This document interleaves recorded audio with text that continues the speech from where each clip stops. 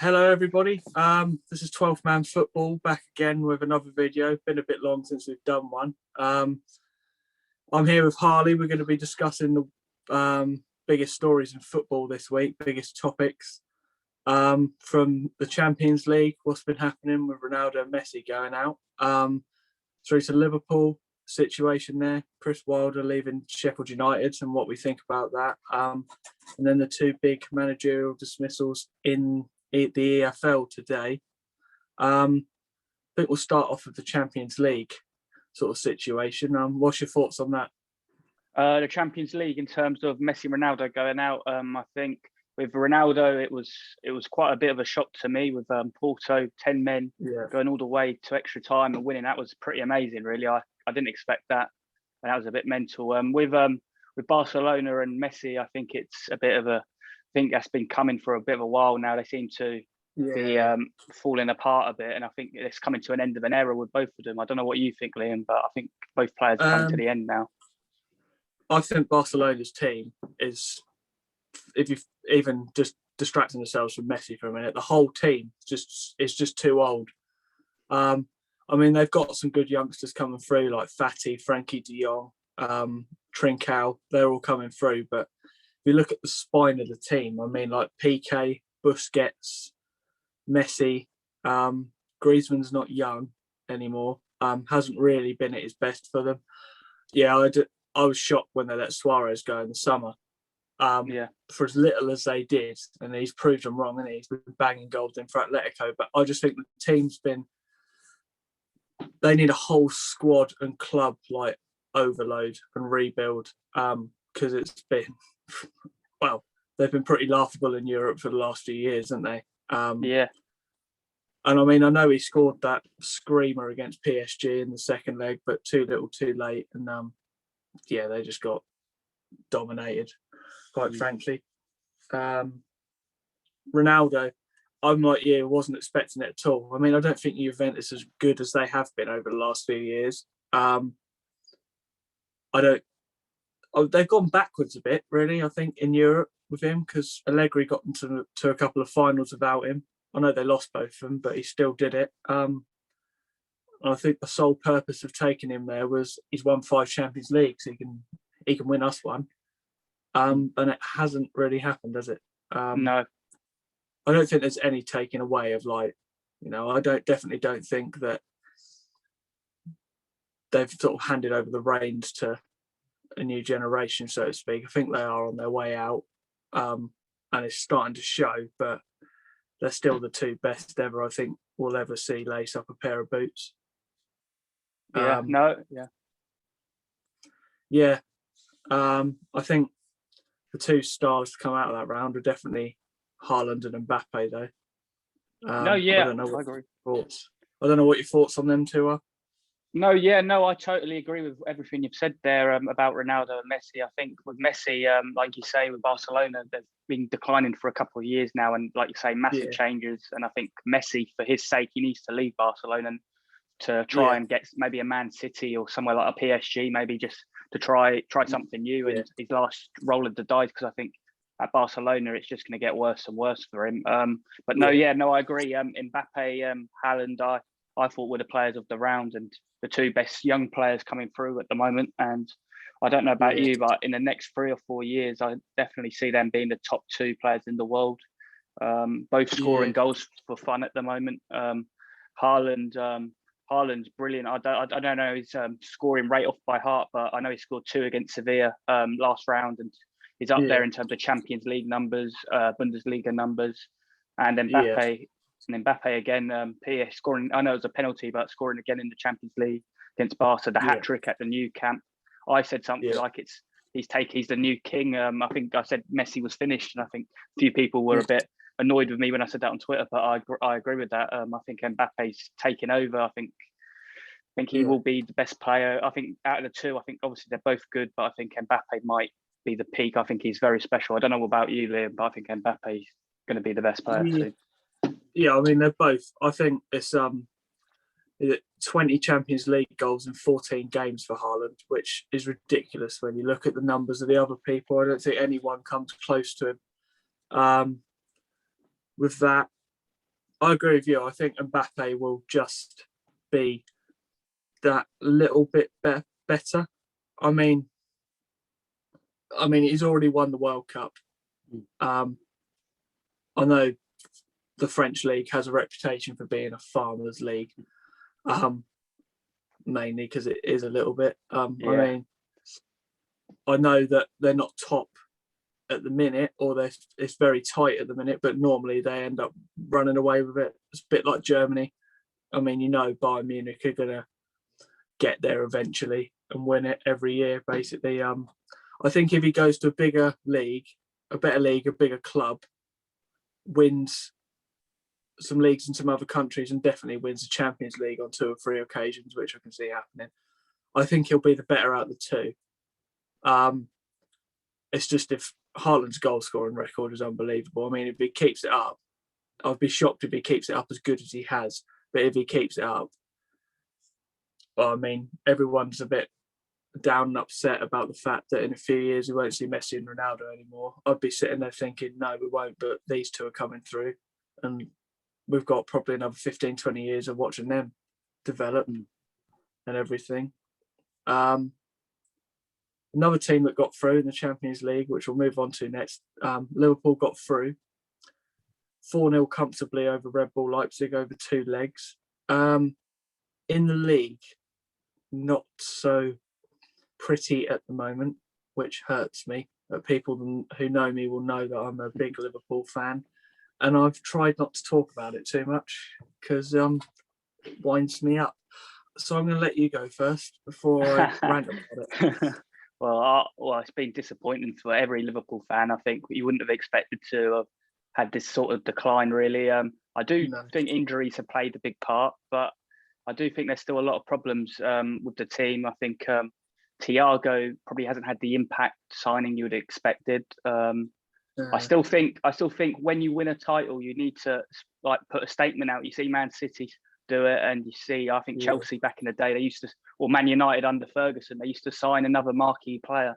And with Liverpool, I think the ownership, I can't remember it off by heart, but JF Henry or something. Henry, that's it. Yeah, that's it. They haven't really. I don't feel they've backed Klopp enough, really. I think in terms of transfers ins and everything, I think you're making a profit, aren't you? I think with Coutinho's money and stuff like that, you got Van Dijk and you got Alisson with that kind of money, so you haven't really spent more money to make the squad better. And I think it's starting to show a little bit. Obviously, in January you signed the Turkish centre back, and you signed that's correct, and Ben Davis from Preston. These aren't the type of signings you expect from a top club. So no, it's been a little bit disappointing. I still think your best team with Virgil van Dijk back. Obviously, you need. I think Trent's dropped, like we've said on other videos. Robertson, all your best players, the levels have dropped really. So that's where you've kind of gone down. I think obviously Mo Salah, I think, is probably the only player who can come out with anything from this season so far. I think he's still scoring and still producing. But no, it's very disappointing from Liverpool. I didn't expect them to fall this far, but I'd still back Klopp though. I still think obviously for what he's done, winning the Champions League, the Premier League in 2 years, you've got to back him and keep with him, I think, and let him rebuild, and hopefully with a full fit team, should be back in the Champions League. You could still maybe make it now. I don't know. Probably unlikely. I don't know what you think, Liam, but yeah. As hard as it is to say, I think top fours, unless we win every single game until the end of the season, which on the current run you can't see happening. I'm worried about the Wolves game tomorrow night. I mean, I know they haven't got Jimenez and they've been fantastic, but I wouldn't be surprised if it's another defeat. I can't see us getting in the Champions League though, which is a little bit shocking, to be fair, because I wouldn't have said that a couple of months ago. I know we haven't been brilliant for a while. I mean, some of the performances have been shocking. I think the one against Villa at the start of the season was just... everyone thought, oh my God, that's a shock one. They'll still be up there. Hasn't happened.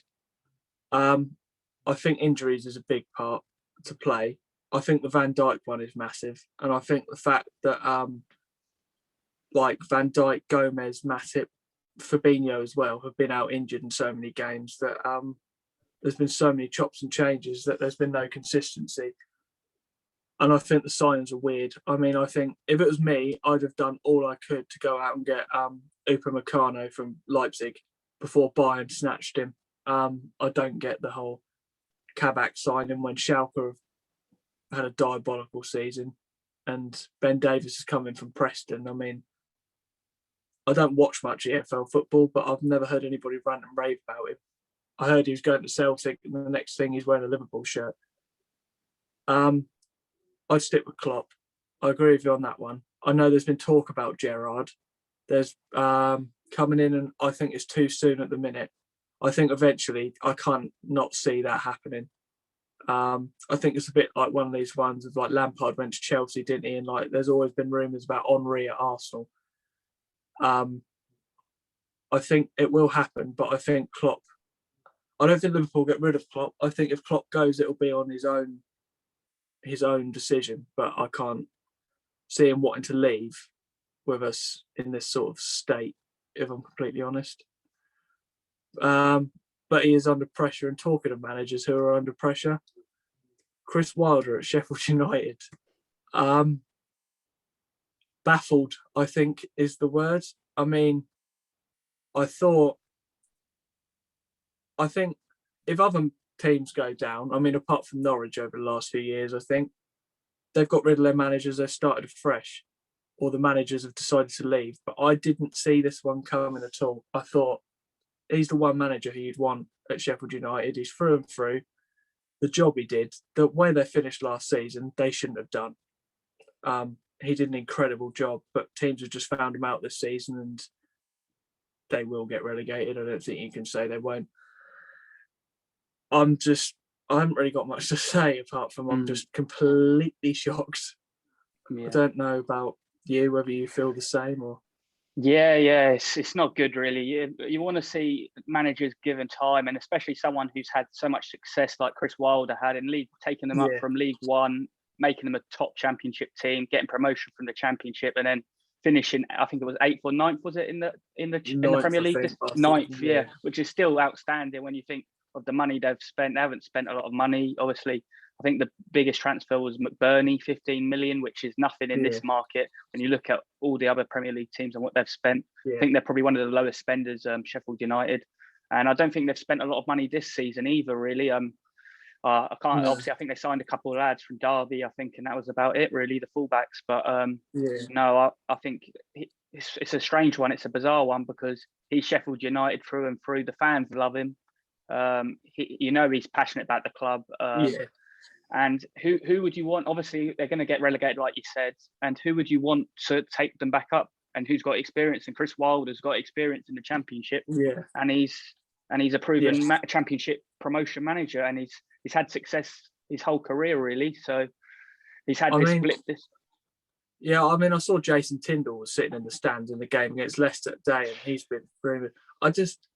He had 4 or 5 months at Bournemouth, and they were not that great. Don't get that at all. I know he's assistant to Eddie Howe, but Liam, I think Bournemouth should be in the top 2. I don't know about you, but their squad is unbelievable. I think they've underachieved Jason Tindall. Really, I think he got the sack, and I think rightly so. Yeah, I think Norwich are a shoo-in to go up from the start of the season because they didn't lose any key players, really, did they? I mean, they lost Ben Godfrey and they lost Jamal Lewis. That's about it. I know we absolutely hate them because we're from Ipswich. We're Ipswich fans, but you can't deny that they're one of them weird teams, aren't they? Just going off topic a bit, Norwich. They sort of like yo-yo constantly. They're up, then they're down. Yeah. But yeah, I'd agree. Bournemouth should be fighting them and not losing at home to Barnsley at the weekend and dropping out the playoffs. I think Sheffield United, obviously they're going down. It could be a bit of a disaster, really. I think if they drop down and they've got the wrong if they get the wrong appointment, obviously they don't spend a lot of money as it is. They could really go down. It's happened before, double relegations and things like that. So got to be careful a little bit, I think. I said it to you when we were talking before we did this, and I said it to you. And I know some people might think, "Oh, you're being a bit harsh." I don't get why they're still playing when he was in charge today. Why they're still playing Ollie Burke up front? I mean, he was good at Forest as a youngster, but since he's come back from Leipzig, I think it was he went to, what has he done? He's not a goal scorer. He doesn't provide assists. I think if you're in the Premier League and one of your starting two is Ollie Burke at the minute, I think see you later, you're going down.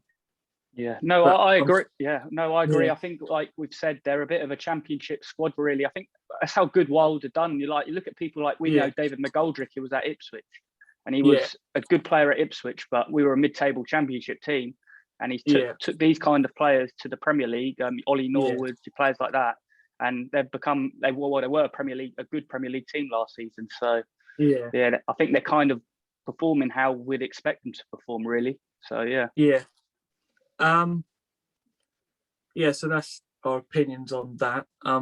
We'd like to hear other people's opinions. If you've watched the video, don't agree with us, then let us know. I guess the last thing we'll talk about is 2 sackings in the EFL today. Kenny Jackett's gone from Portsmouth, and Jackett and Karanka from Birmingham. I don't think either of them are a shock. I know you don't either. I think with Birmingham, you look at their squad and you think, maybe pushing for playoffs, mid-table championship team.